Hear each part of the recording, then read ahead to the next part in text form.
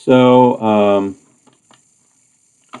assignment 5 is due this coming Friday on the 9th. So 1 week from today, and then exam 2 is going to be on chapters 4 and 5. That'll be on the following Monday. So, any questions? So we've covered equivalence relations, in their entirety, more or less here. So, any questions about 1 and 2? So 1 and 2 are about equivalence relations. 3 and 4 are about partial orders.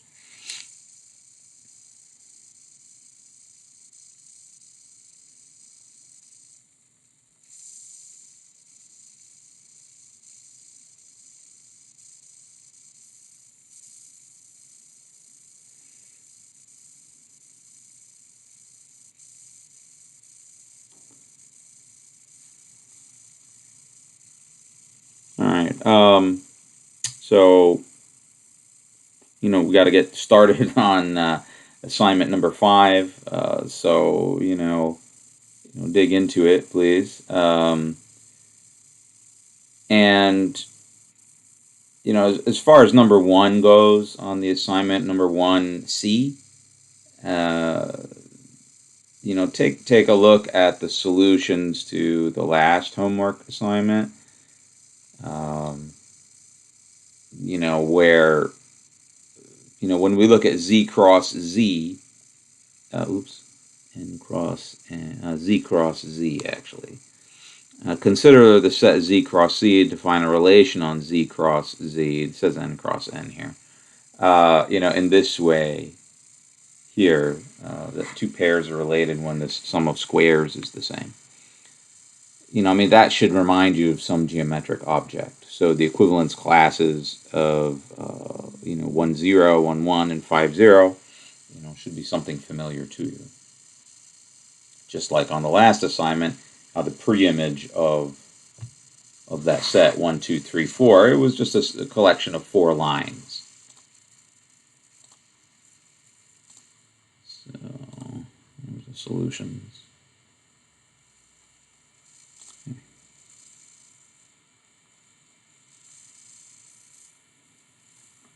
Oops. Oh, yeah. Right. So you had that function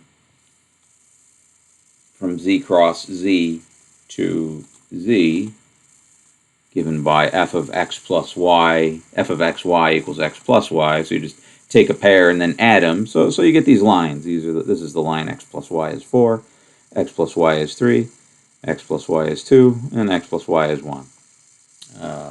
Right. So familiar geometric objects, being used to describe, different kinds of functions or different kinds of relations, as in assignment number 5. Not lines this time, but something, that should be familiar to you geometrically.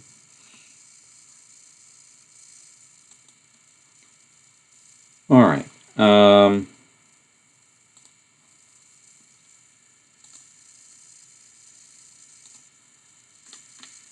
So last time we were talking about partially ordered sets. So let's go back to that definition real quick. Quick recap. So a relation less than or equal to on a set A is called a partial ordering when less than or equal to is reflexive. X is always less than or equal to X. Antisymmetric. For every X and Y, X less than Y and Y less than X implies X equal to Y. Intransitive, X less than Y and Y less than Z implies X less than Z. So a lot like equivalence relations, except there is no symmetry. And if you happen to have symmetry between X and Y in that relation, then X and Y are actually the same thing. So in other words, there is no symmetry in a partially ordered sets relation.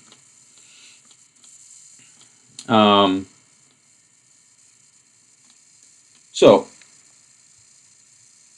let's go back to the following example. So the usual meaning of less than or equal to on the integers is, of course, a partial ordering. Well, in this case, actually, it's a total ordering because every pair of elements is comparable, right? There's no such thing as x and y and z such that neither x is less than or equal to y, nor y less than or equal to z, with the usual, or less than or equal to x, with the usual meaning of less than or equal to. So every pair of elements is comparable in the set of integers. So rather than a partial ordering, we call that a total ordering. Although it qualifies as a partial ordering as well. Unlike this partial ordering here, the subset partial ordering, with the subset partial ordering, right, two sets could be incomparable. Here, the set containing xy is not a subset of the set containing y and z, nor is the set containing y and z the subset of the set containing x and y. They just don't compare. So, the classical example of a partial order, although the structure of this partial order with subsets is not quite as rich as others. A richer example is the divisibility relationship on the natural numbers. A divided by b to mean that there is k and n such that a times k is equal to b. In other words, a divides b, or b is a multiple of a. And that's a partial order on the set of natural numbers. It's not a total order, right? Because there are incomparable elements. Right? 5 doesn't divide 7, nor does 7 divide 5. But this is a partial order that is more general than a subset partial order. But anyway, you're going to prove that this is a partial order or not. You'll delve into sort of the structure of that partial order in your modern algebra and number theory class.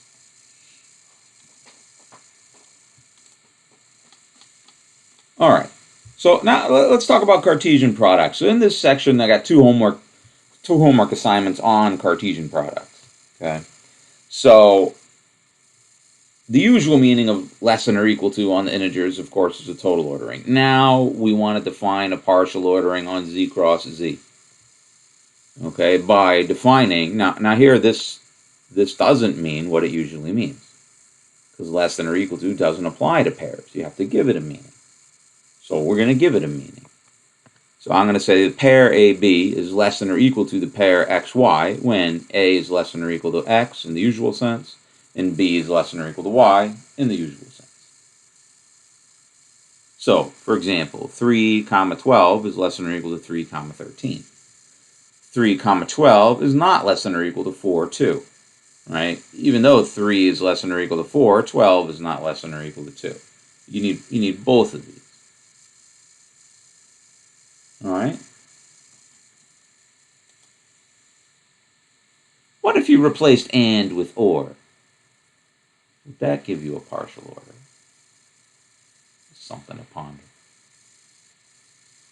So anyway, let's prove that this is a partial order. This is not the only way to define a partial ordering on z cross z. It is actually the less common way that one would do it. How would one define a partial ordering on pairs of integers? In a more common way. Well, you're all actually familiar with it. Well, maybe you're too young for this example. But, you're all familiar with it in some ways. I mean, like, 23 is less than 81, right? If you think of these as two-digit numbers. 23 is less than 81. Why?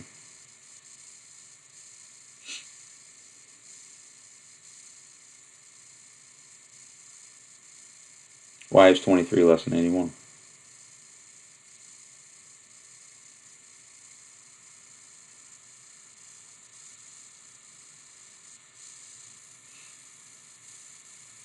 Are we awake, guys? Why is 23 less than 81? Because it's smaller than 81. Yeah, but why? When you look at that number, why is it less?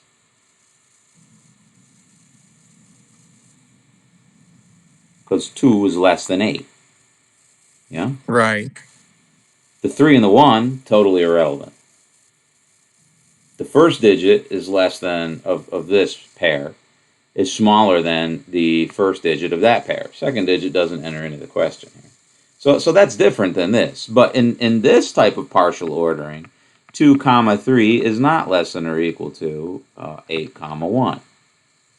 Nor the other way around. 8 comma 1 is not less than or equal to 2 comma 3. So it's a different sort of partial ordering. This first one, that 23 is less than 81, that's that type of ordering. That's called the lexicographical ordering. Lexicographical or like alphabetical ordering is lexicographical. Like the word azimuth, comes before the word baby in alphabetical order. Why? Because A comes before B. The Z, the I, and all those other things, they don't matter. So that's lexicographical ordering. Or if you're familiar with the Dewey Decimal System from libraries of old, that's lexicographical ordering as well. So this is something different. Your homework problem, number 4, that's the formal definition of lexicographical ordering. Okay. Anyway, so let's prove that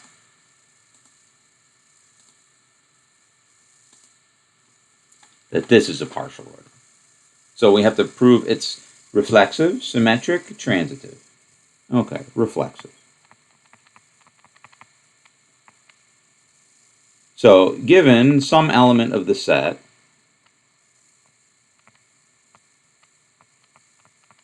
so what's the set we're defining our relation on? Z cross Z. Z cross Z. So we need an element of Z cross Z. What element would you like to choose?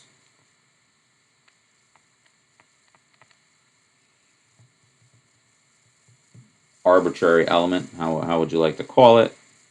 You can't just call it A, of course, because the letter A doesn't really describe an element of Z cross Z. You've got to call it what?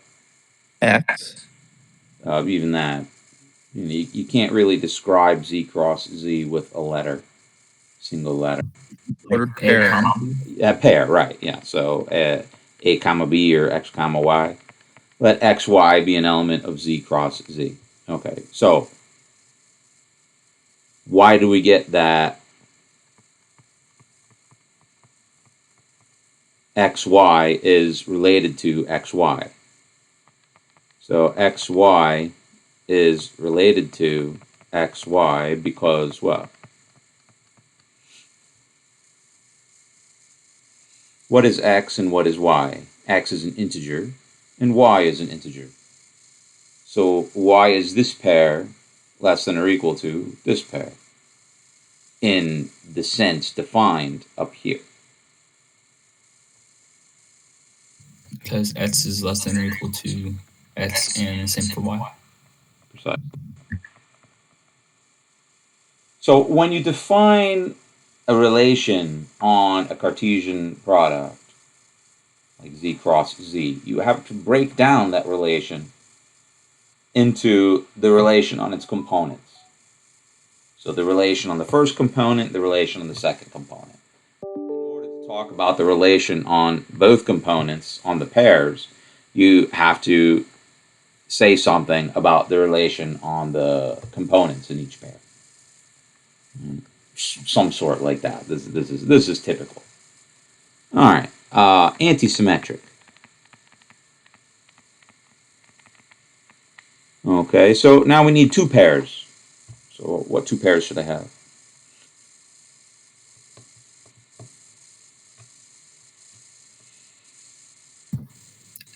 X comma Y and A comma B. Sure. So let X comma Y and A comma B the elements of z cross z. Now, what do we have to assume? Assume that, right, it's an implication statement, the anti-symmetry. Did I write symmetry? Anti-symmetry. Right. What is the anti-symmetry relation? We have to assume what? Okay. Now the elements of the set A here are thought of as just a single letter. Okay. So don't get confused by the single letter here and the pairs downstairs. These things downstairs are pairs in the example we're doing.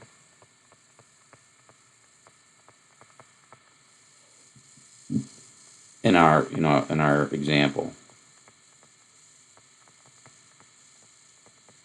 Right? But you have to assume the hypothesis that x is less than y and y is less than x. What does that look like downstairs? In the example downstairs. That this pair is less than or equal to that pair, and that pair is less than or equal to this pair. How do we write that in our example downstairs?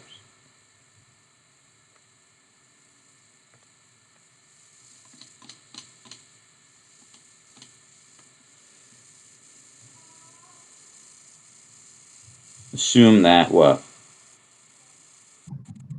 X comma y is less than or equal to a comma b, and a comma b is less than or equal to x comma y. Precisely. So now we have to show that the pairs are equal. So before we go any further, so now we have to show that xy equals ab. What does it mean for a pair xy to equal a pair ab?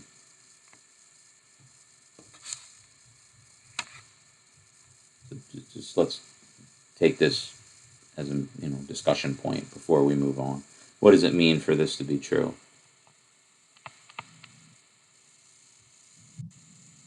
X comma y is less than or equal to AB and No, AB. equal. Equal. When are two pairs equal? Subset of.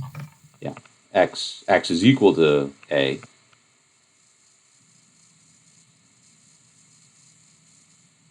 Y is equal to B. And y is equal to b. What does it mean for two pairs to not be equal then?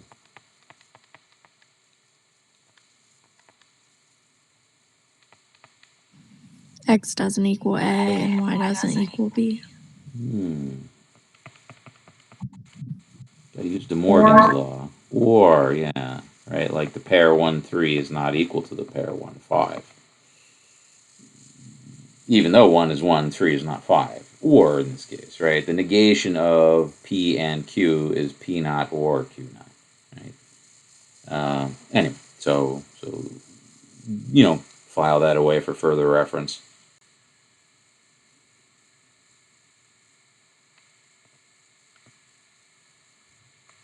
All right, so assume that this is the case. So by definition, what? So by definition of this, what do these mean? What's this one mean? X is Less than or equal to A. x less than or equal to A, and Y is less than or equal to B. all right, and this one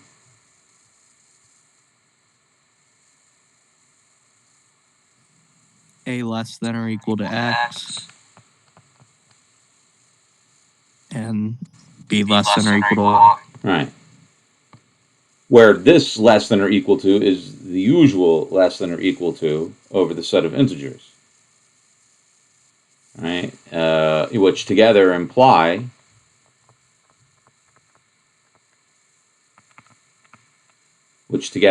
in integer itself imply what?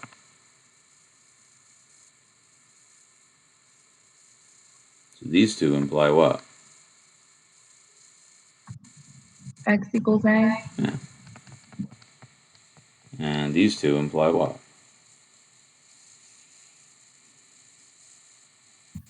B equals Y. Yeah. Therefore, what do we get?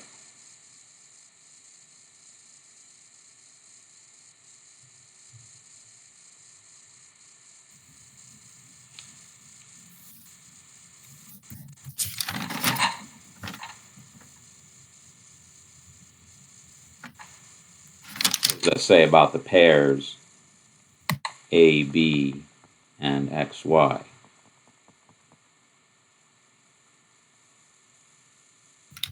It implies that they're equal. Yeah. Which is what we wanted. All right, so A less than or equal to, or XY less than or equal to AB, and AB less than or equal to XY implies, so we assume that, and it implies AB is equal to XY.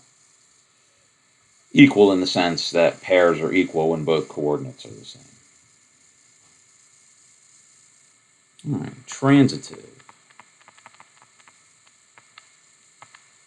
So again, we took the relation on the pairs and we broke it down into the relation on the components. And then the relations on the components, we know something about that. That's the ordinary relation less than or equal to on the set of integers. And on the set of integers, we know that x less than or equal to a and a less than or equal to x in the usual sense of less than or equal to means a is equal to x. And y less than or equal to b and b less than or equal to y in the usual sense of less than or equal to in the set of integers means b is equal to y. So I get that these two integers, a and x, are the same, and these two integers, b and y, are the same, which means these pairs are the same. But I couldn't obtain that fact that the pairs are the same without breaking down the relation on the pairs into its components. Okay, so when dealing with Cartesian products, and you have some sort of operation or function or relation on the pairs, that needs to be broken down into the relation on the components in order to say something about them. And that's what's going to go on here in number 4. And in number 2. Okay. So in number 2, so this is going back to equivalence relations. So tilde A is an equivalence relation on A, and tilde B is an equivalence relation on B. And define the relation tilde on A cross B, where x1, y1 tilde x2, y2. So x1, y1 is related to x2, y2 when x1 and x2 are related in A, and y1 and y2 are related in B. Okay, so you're going to prove that tilde is an equivalence relation on A cross B. But in order to prove it's an equivalence relation on A cross B, you have to break down the relation on the pairs into the relation on its components and say something about that.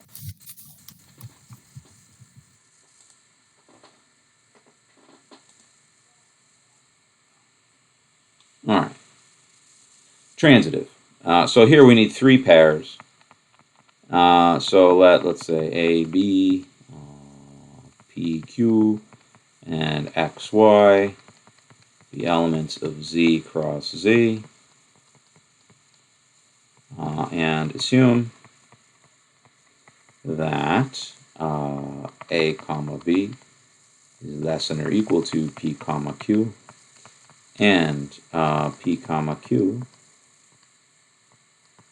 is less than or equal to X comma Y. Now we want to show that AB is less than or equal to XY. Okay, so by definition, these imply that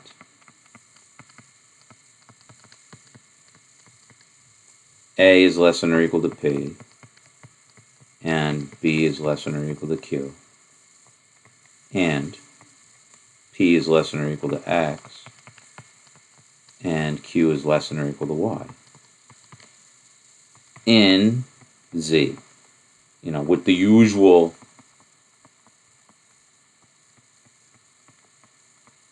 meaning of that. Normally one wouldn't say that, but I'll say it here. So in the integers with the usual meaning of this. So these together therefore imply, well, we know that the usual meaning of less than or equal to is transitive. So A less than P and P less than X means A is less than or equal to X. And b less than q and q less than y implies b is less than or equal to y in Z. Therefore, by definition,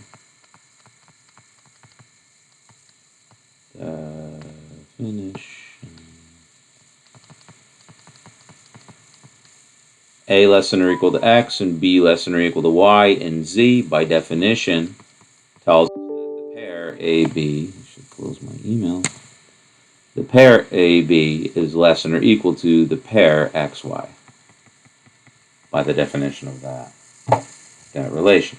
And that's that.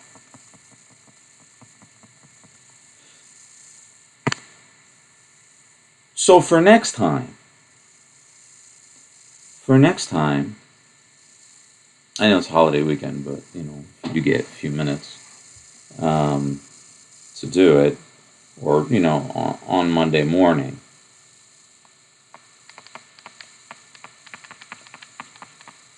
so for next time, define a relation less than or equal to on Z cross Z by a comma b is less than or equal to x comma y when either a is strictly less than x or a is equal to x and b is less than or equal to y. And either, let me write it a little differently. So this is the lexicographical ordering when either one or two. So prove that this is a partial order.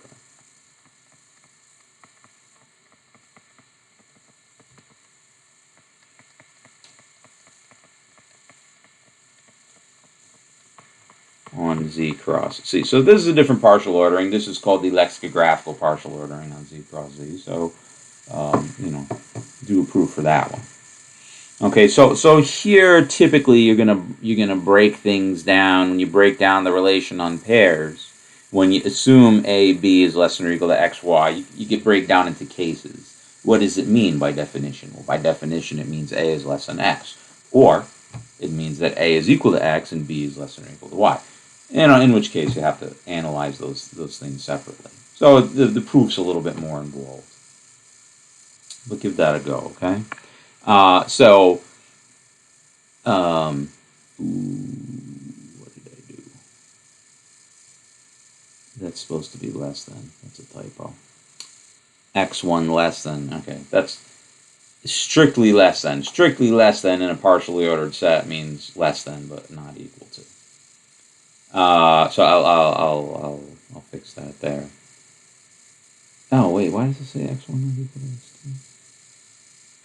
Oh no, this is right. This is right. Yeah, I just didn't define. I didn't define the symbol strictly less than. So in a partially ordered set, you do have this notion of strictly less than. It means less than or equal to, but not equal. So I need to fix that up. And this one's supposed to be Z cross Z, not N cross N. Write that down. So typos. And number 1 and number 4. These ones are fine. Alrighty, so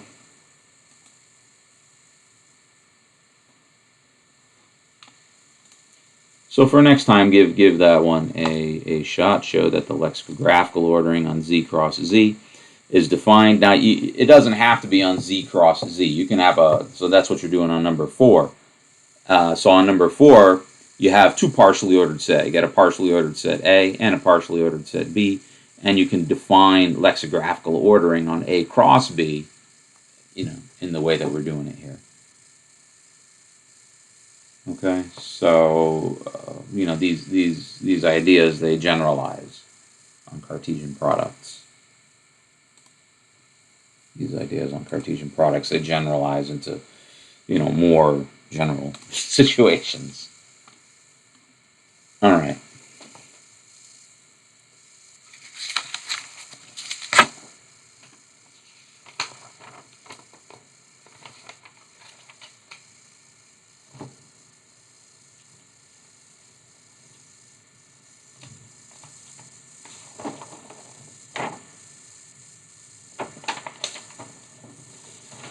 Let's do another example of a partially ordered set.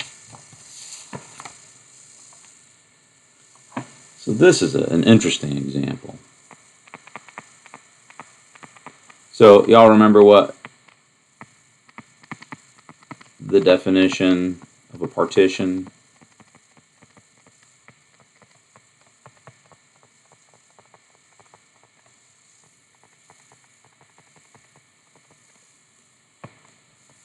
Of a set A.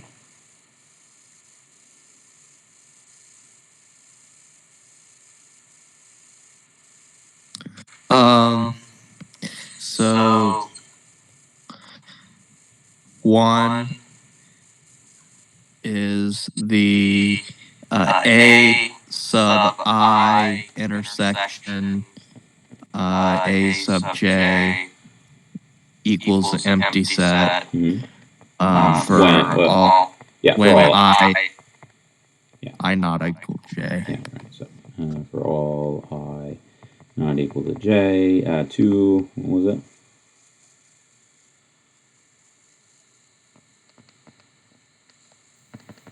A1 all the way through AN equals A. Right, is A. There's one more that the blocks are non-empty.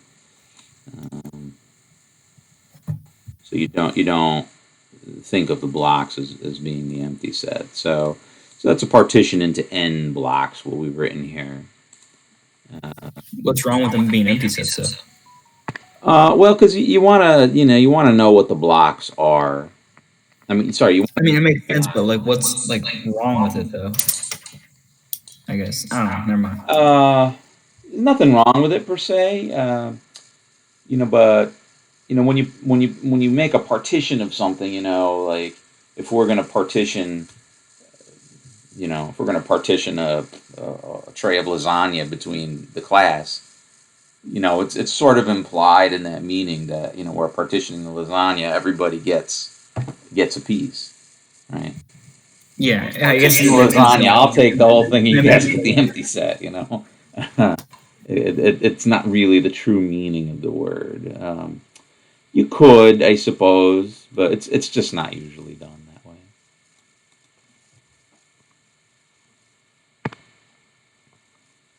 I is not equal to the empty set for all I, and the sets are called blocks. They're called the blocks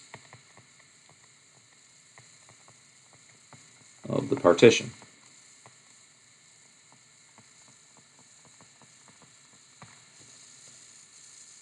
All right, so, and the number of blocks doesn't always have to be the same.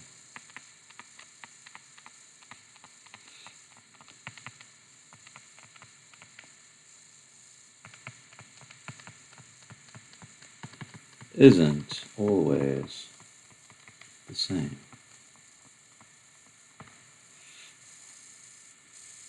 Okay?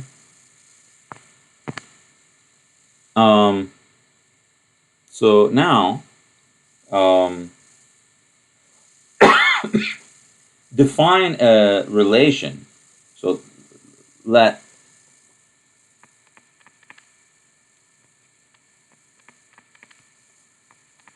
A1 to AN and B1 to BM be partitions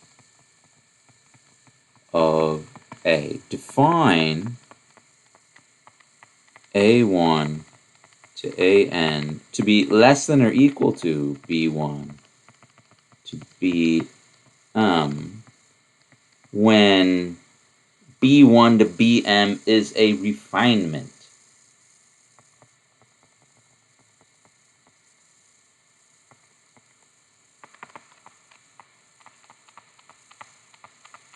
Refinement of A1 to AN.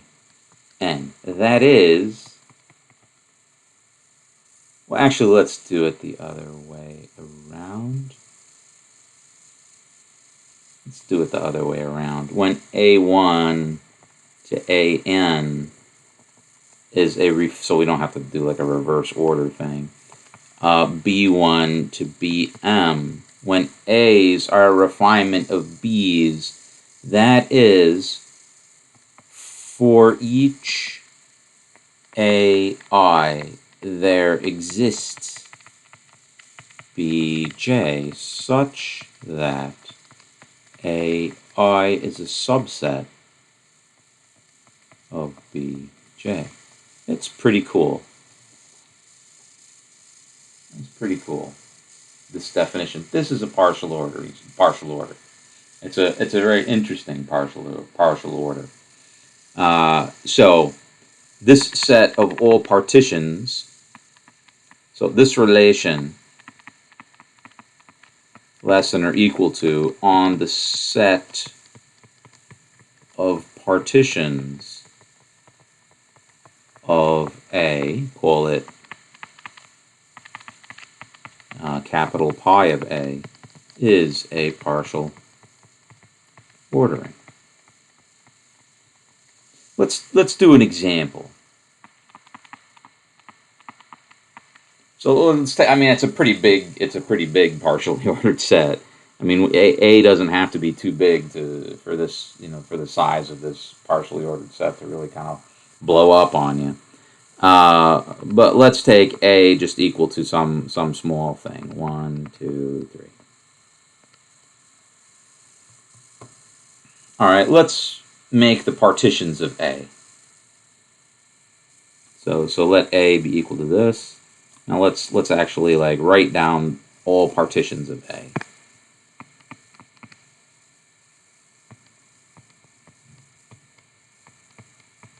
So capital pi of A is equal to. All right. So how about partitions with one block? Partitions with one block.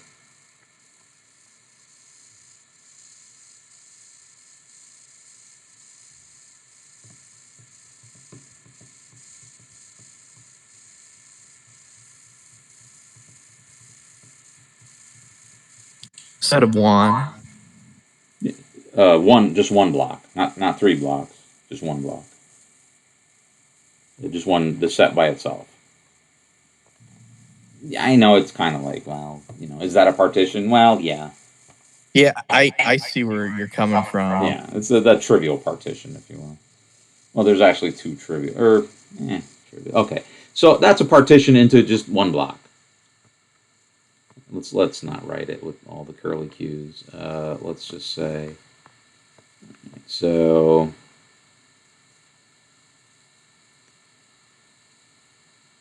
elements of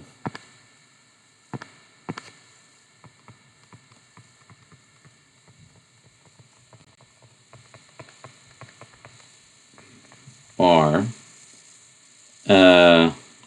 oops, I wrote it like that. I really shouldn't have. Let's just write it like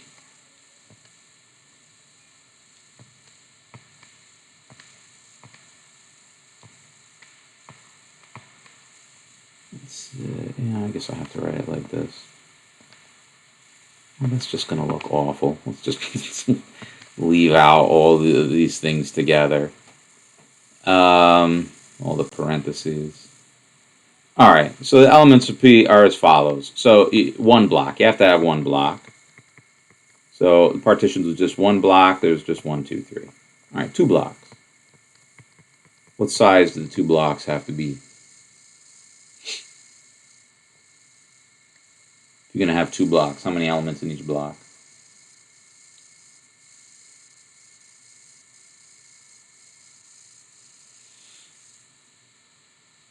We've got 3 elements. I'm going to partition them into 2 blocks. So how many? 1 and 2. 1 and 2, right? So here's one partition. 1 and 2, 3. What's the other partition?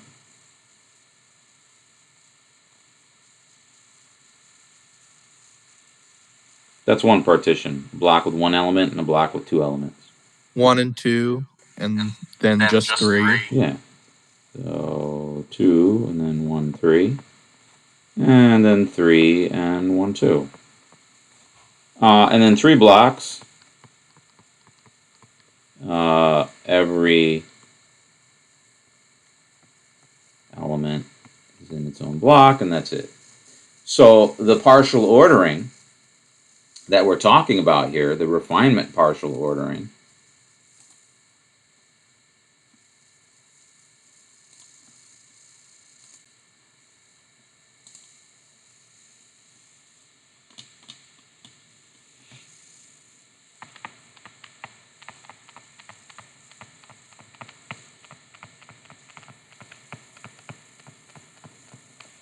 is as shown.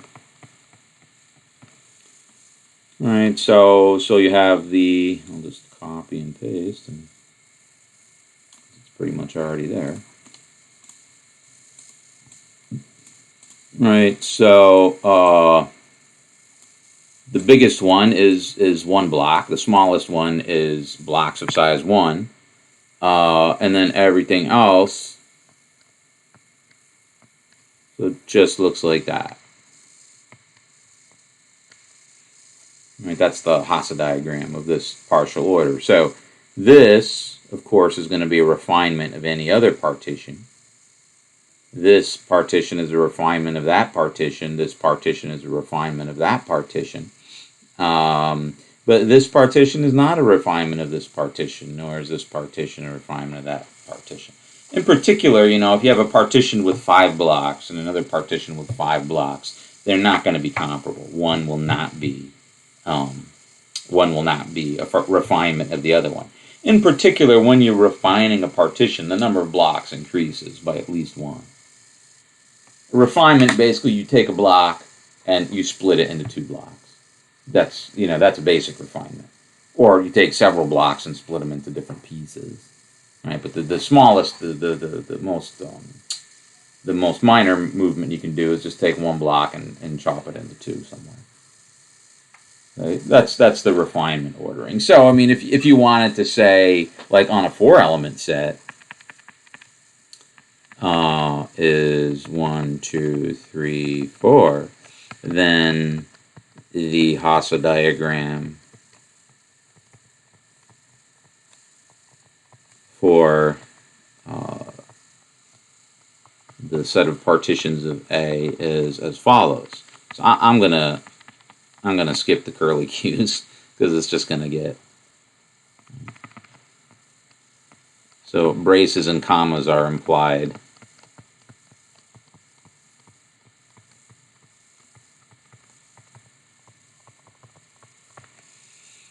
So we start on top with a set 1, 2, 3, 4. So that's 1 block. How about 2 blocks? Well, first of all, with 2 blocks, there's different stuff that can happen. Right, as far as the size of the blocks go. What can the size of the blocks be when you have 2 blocks? 2 and 2. 2 and 2, or 1 and 3. So the 2 and 2s are, well, you got 1, 2, and then 3, 4. And then you've got 1, 3, and 2, 4.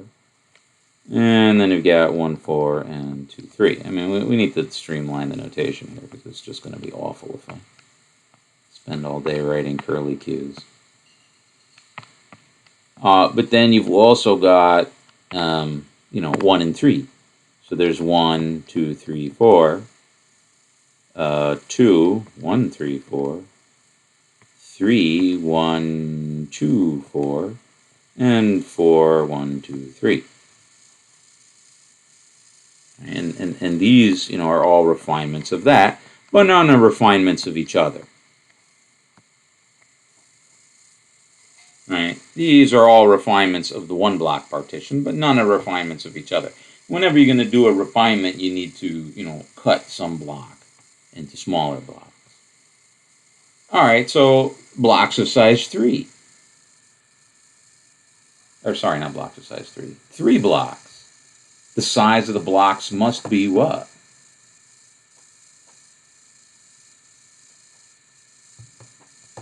What must the size of the blocks be? Like a 1, 1, and a 2. 1, 1, and 2, right? So, I mean, they're all going to look like that. So 1, 2, 3, 4.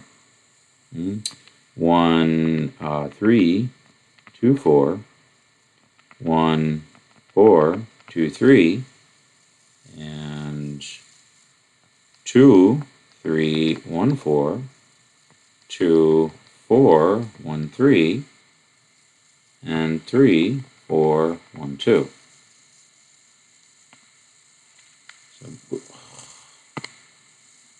So before we draw in all the lines, let's just put the last partition underneath is 4 blocks. So that's this is the trivial partition, or the complete partition, or something like that, I guess. So this partition is a refinement of that. It's also a refinement of this one, yeah? It's also a refinement of, so they gotta have 3 and 4 in the same block. This one.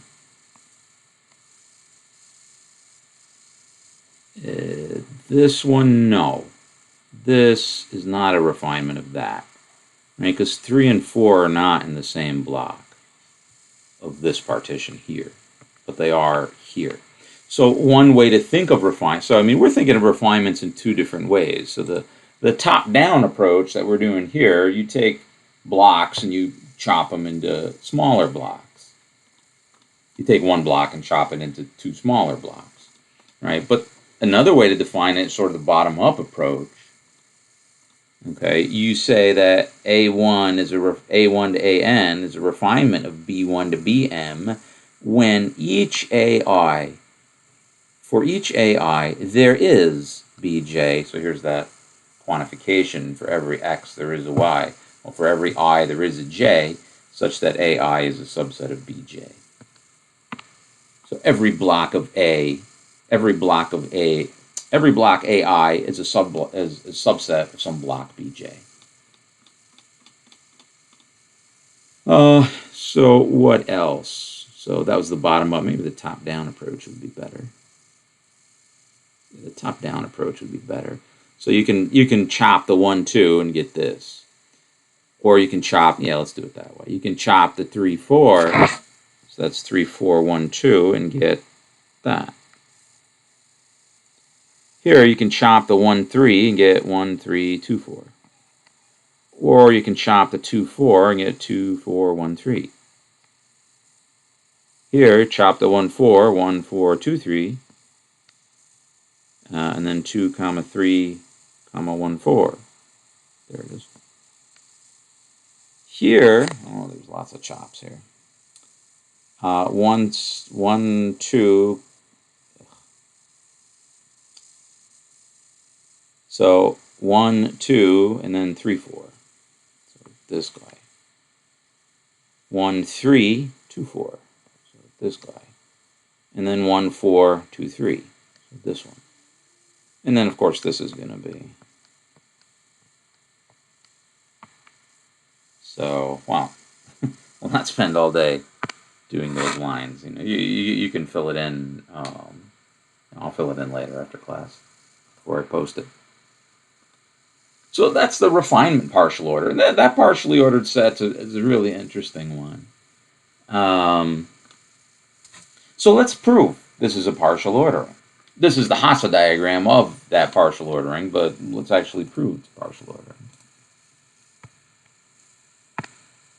So let's prove that refinement is a partial ordering on pi of A for any set A, not just a set of size 4.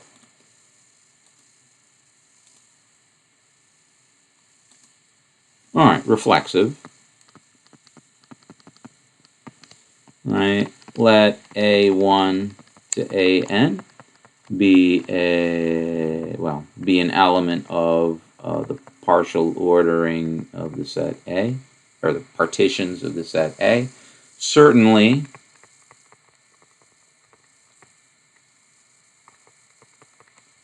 A1 to AN is less than or equal to A1 to AN, because for every I, for every AI is a subset of AI. So, it's not really a refinement. It's a non-refining refinement or something. But I mean, in the strict sense that we defined it, for every block of the partition A1 to AN, there is a block of the partition A1 to AN for which it is a subset of itself. Antisymmetric.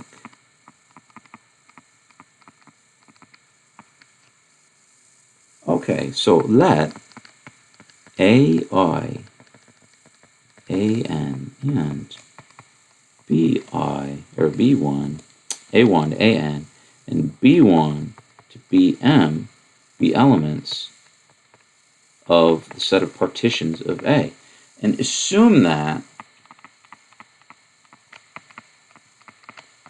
A1 is a to AN, the A's are a refinement of the B's, and the B's are a refinement of the A's.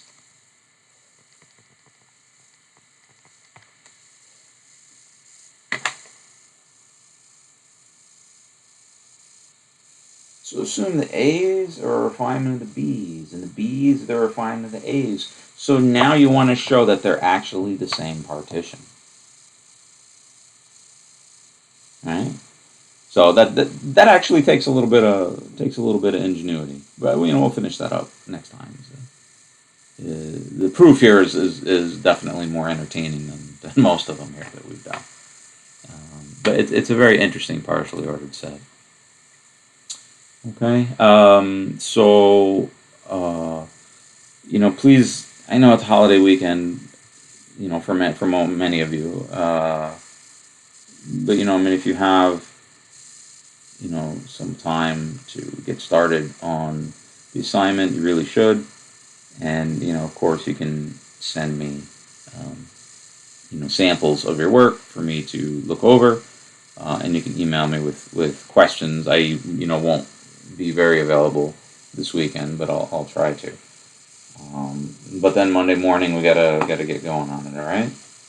Okay, guys. So have a great weekend, and we'll talk to you soon.